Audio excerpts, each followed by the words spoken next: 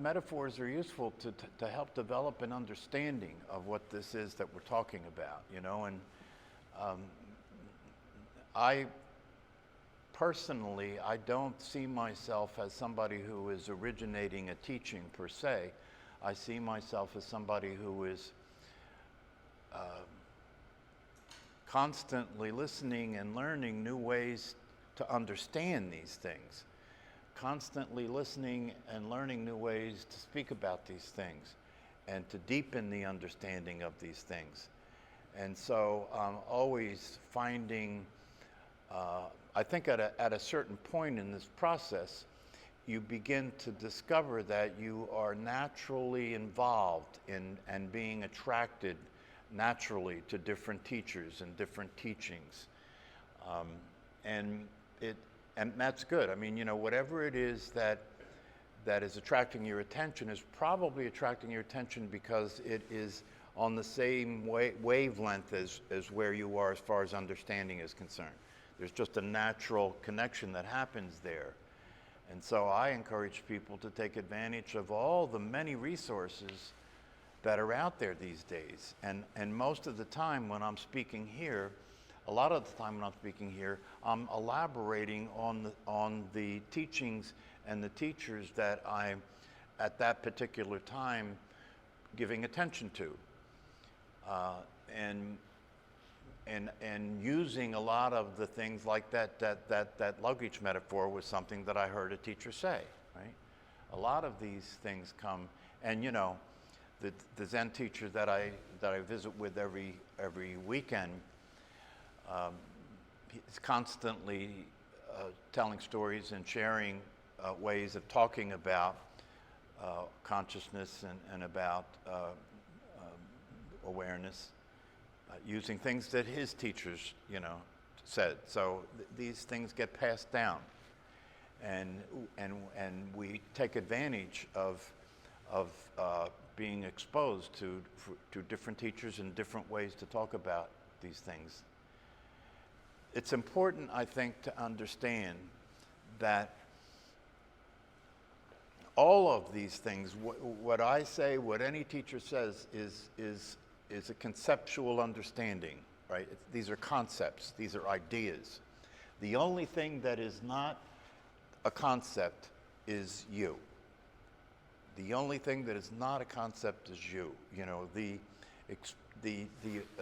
awareness that exists, that's a direct experience that you're having of yourself existing, is beyond question. That's not conceptual.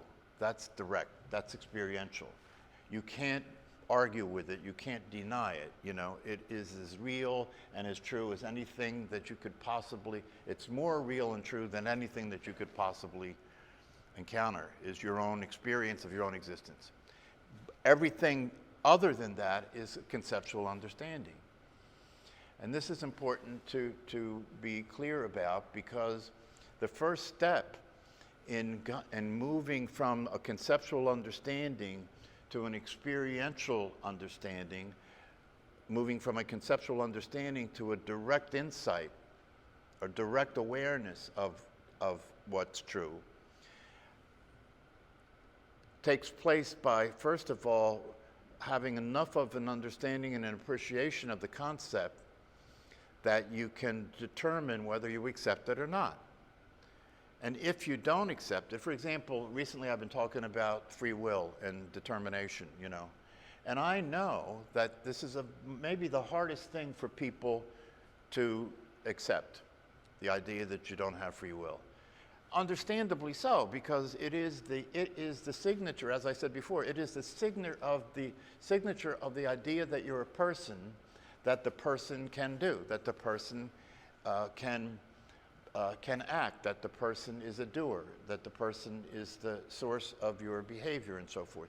This is so inherent to the idea you have of what you are, that to have you be exposed to the notion that that's not the case takes some time and some real looking at what the evidence speaks for, and really developing an appreciation of the concept.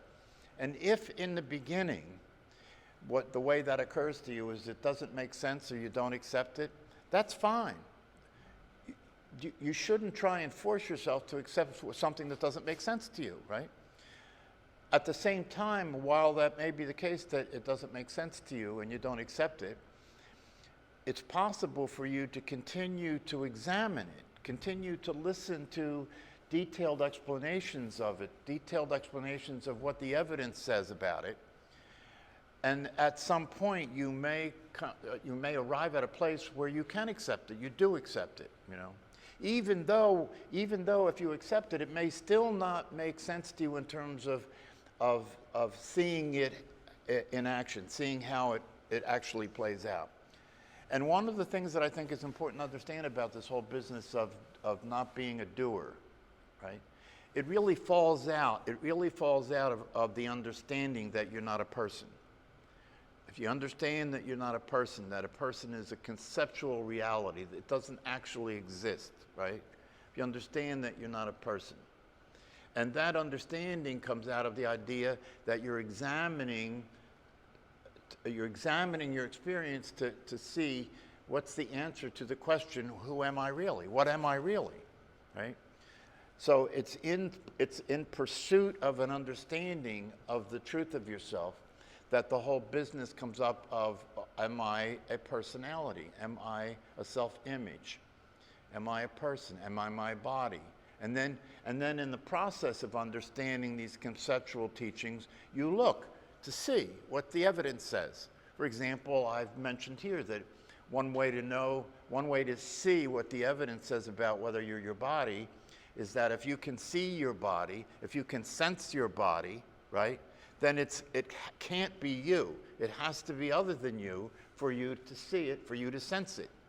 This is one way to look at what the evidence says about whether you're your body.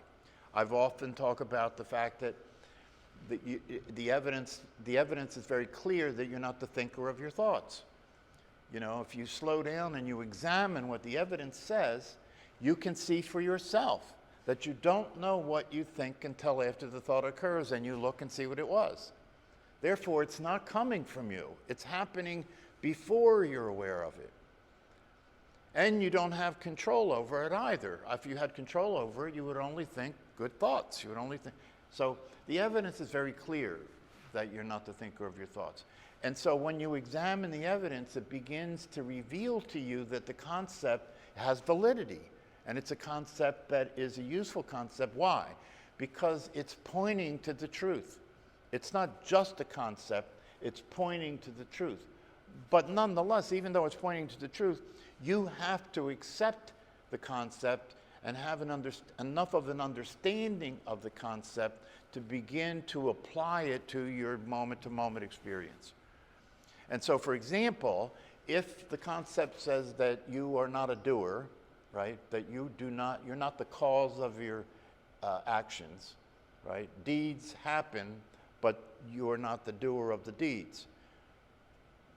And if you examine this and you actually unpeel it, if you examine this and you actually take it apart and look at what the evidence says, it's possible to see that that's actually the case. There is no evidence that you are the doer.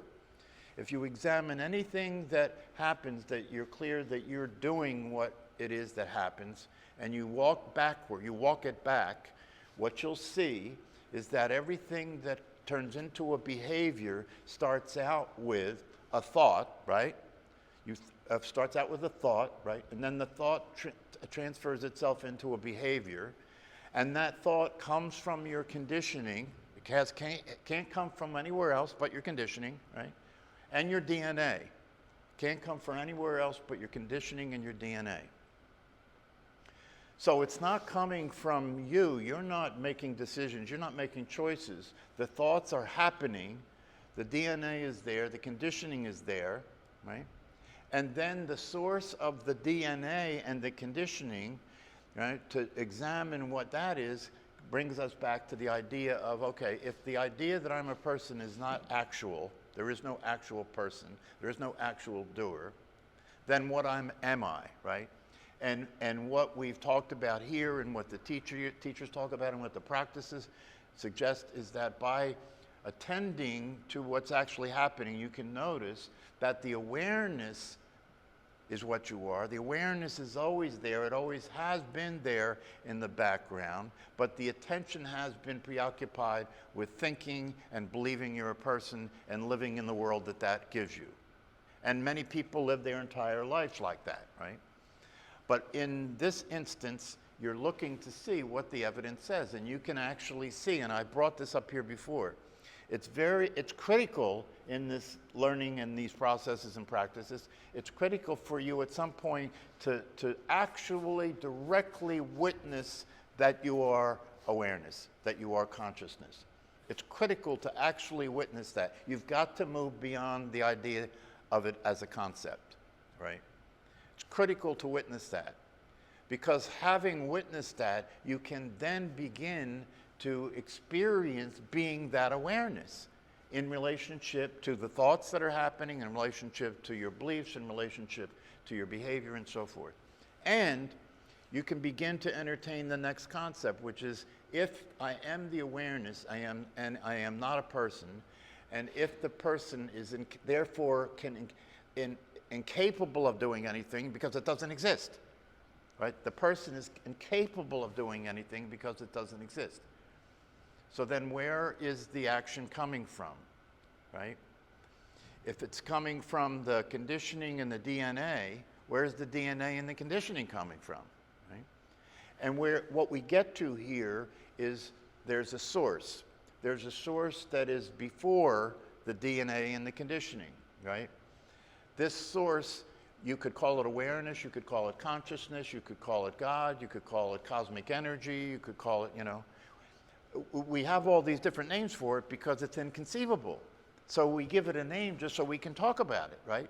But the reality of it is it's inconceivable, and although it's inconceivable, right, it is what you are. Although it's inconceivable, it is what you are. Although it's inconceivable, the awareness that is actually there as you, right, is this inconceivable energetic reality, right? Now, so then you could say, well, if we call it God, does that mean I'm God? Well, obviously. I mean, if it is the source, right? But the thing about that's a little tricky, right? Because people personify God, right? In these teachings and practices, it's very important for you to understand, unlike traditional religion, when we say God, we mean that there is this energetic field, this unified energetic field that exists, that is the source of all manifestation, right? It has been talked about as potential energy that has not yet manifest into form, okay? But the key to understanding this is that this is not a person. It's not a person, and therefore it doesn't behave like a person. It doesn't have attributes like a person. It does follow certain cosmic laws and cosmic order. That's just part of its nature, okay? But it's not a person. This is important to understand because when we talk about the idea that there's no free will and everything is predetermined, right? The first argument that people came up with is, are you telling me that God is allowing babies to die and God is allowing the horrors to occur in the world and God was the cause of Hitler killing millions of people? Are you telling me that? Well, the reason that question comes up is because you're conceptualizing God to be like a person. And if God's like a person, then God must be choosing to allow these things to happen. But that's not the reality of it. The reality of it is that God is an inconceivable unified force that is the source of all manifestation, and there are laws that determine how things work. One law, for example, is that for anything to manifest itself in the physical world, it must have an opposite. If you look, you can see that this is true. Everything that exists has an opposite, right? Up has down. Good has bad. Man, woman, right? Life, death. Day, night. Everything that exists has an opposite in order for it to manifest in the physical world. That's a cosmic law. You could say that's part of the way that God is, right? That's part of the way God is. Of course it's a concept. It's all a concept. That's what I said before. And you have to develop an understanding of the concepts, right? And by understanding the concepts and then examining the concepts and looking at what the evidence says, you have to arrive at a conclusion for yourself to why I accept this concept. If I accept this concept, then can I begin to bring this concept into my moment-to-moment experience of myself and my life, right? Because if this concept is pointing to the truth, and if it's true, then if you do bring it into your moment-to-moment operation in life, it will work.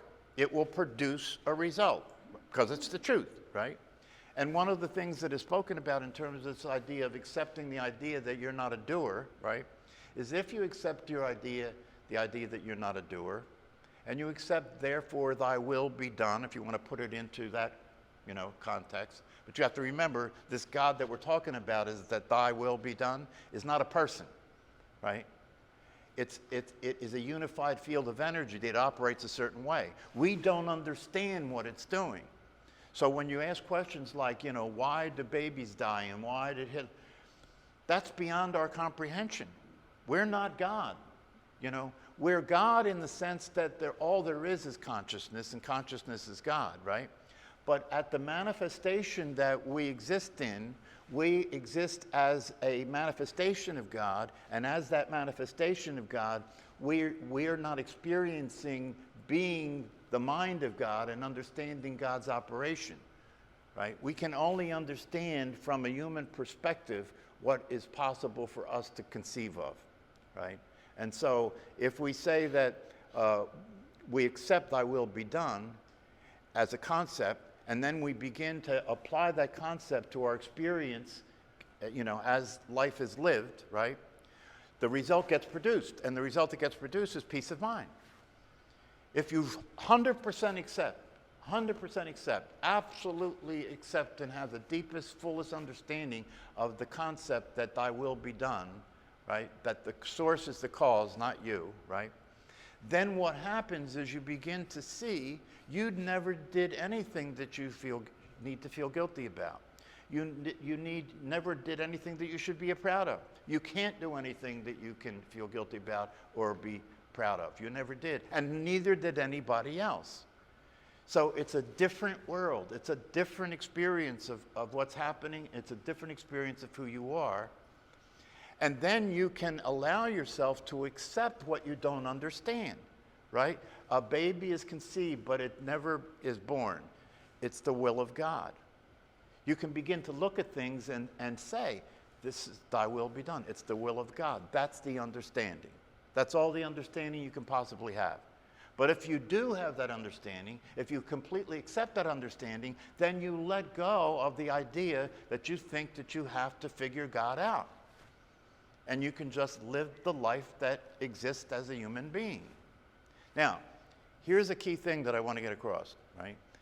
Because this whole idea of not having free will and thy will be done, the reason that it is so difficult for a lot of people is because what they're left with is, if I accept this 100%, I have no doubt about it, right? I examined the evidence, I accepted, I studied it, I listened to the teachings and so forth, right? If I accept it 100%, how the hell do I live? How the hell do I live? How do I know what to do? Because now if I believe that, I don't trust the idea that I'm doing anything. But what the brain scientists are saying, right, is that there's no evidence for this, right? There's no evidence for this. And what the wisdom teachers of the East are saying, that there's no evidence for this either. This is simply a belief. Right? Now, it appears to be the truth, because in your everyday operation, it appears to you that you're moving your body. It appears to you that you're taking actions, right? And in the world that we live in, everybody operates with the understanding that we're all separate from one another, and the law holds us accountable for our behavior, right? And we learn as children that you have to create your future. You have to take actions. You have to go to school. This is a very embedded, deep understanding about what's true, right? And here's the deal. this is why the concept has to be something that is really given attention to and listened to in terms of the details of the explanation. Because in the everyday moment-to-moment life, it does appear to be the case that you have free will. This seems so true, right? It seems so true. And everybody's in agreement that it is the case, right? But here's the deal. The appearance of free will is real. And you must operate in the world as if you do have free will in order to function, in order to behave, right? You must operate in the world as if you have free will, right? And even if, now watch, this is an important thing. Even if you accept completely that it's true that free will is not real, that it's an illusion, that everything is determined, that it's coming from the source, thy will be done, even if you accept that 100%, and therefore you attempt to stop the idea that you have free will and accept that you don't, that would be free will.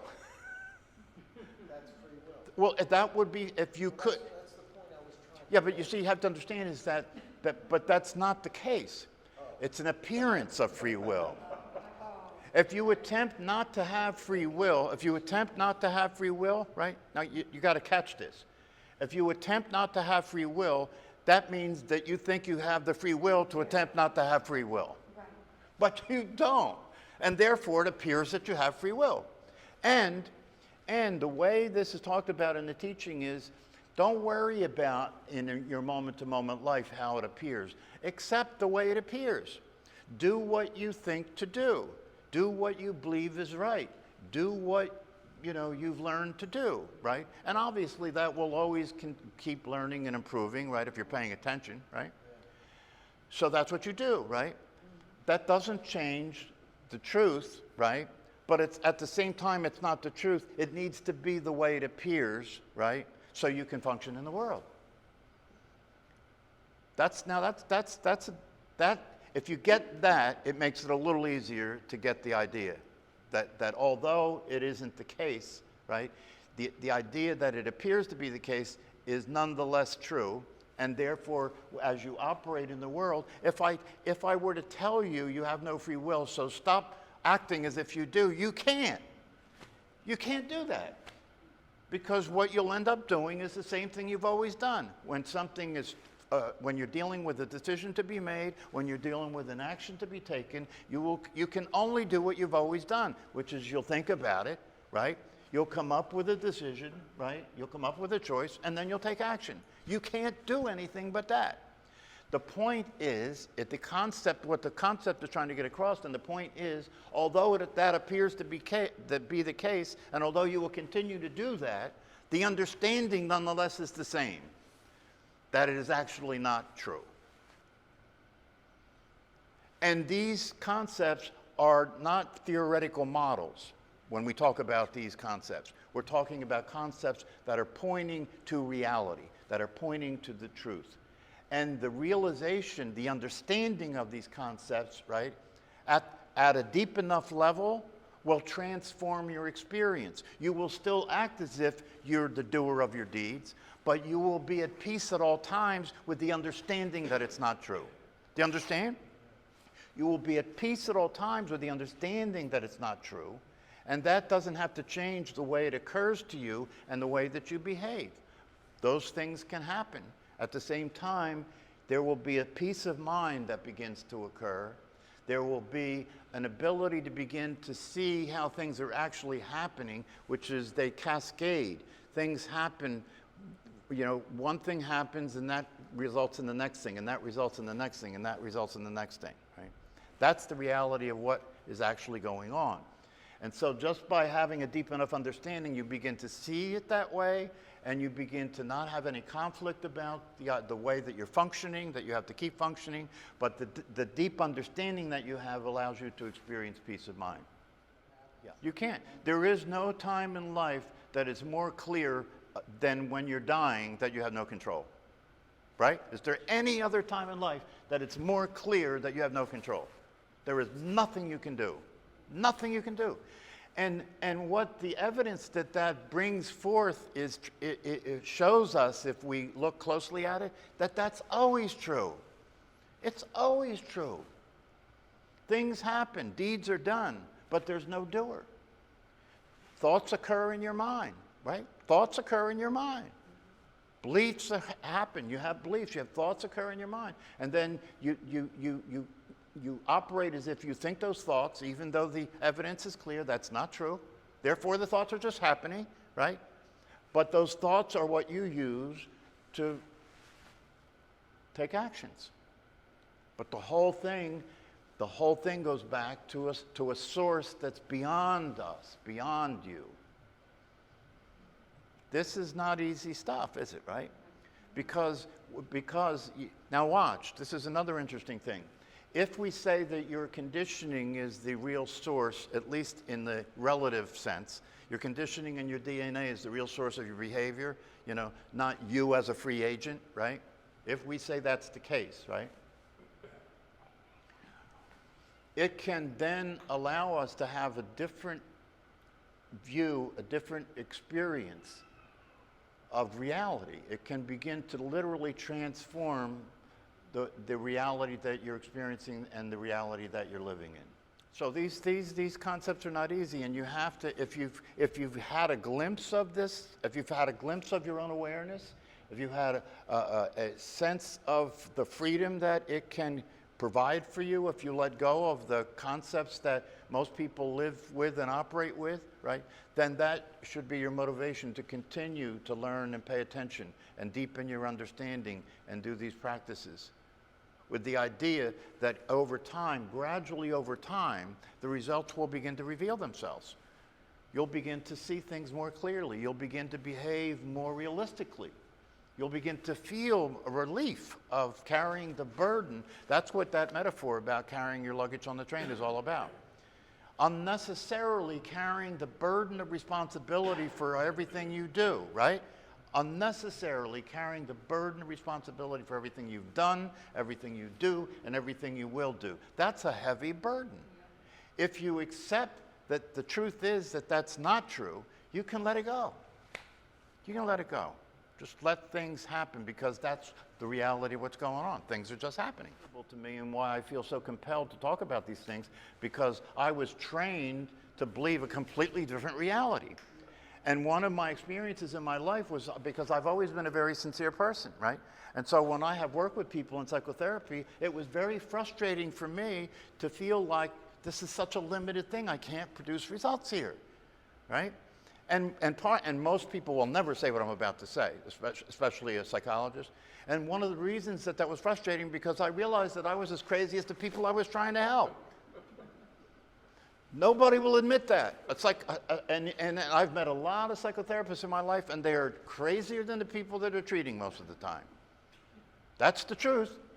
See, but I admit that, and I saw that to be the case, and so I began to look and see, is this it? Do I have to live with this?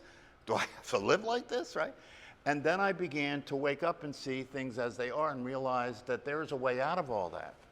There's a way out of that. You can help people understand who they really are and what the truth really is, and there really is freedom from the suffering that exists when you think you're a personality. There really is freedom, and that's why I'm here.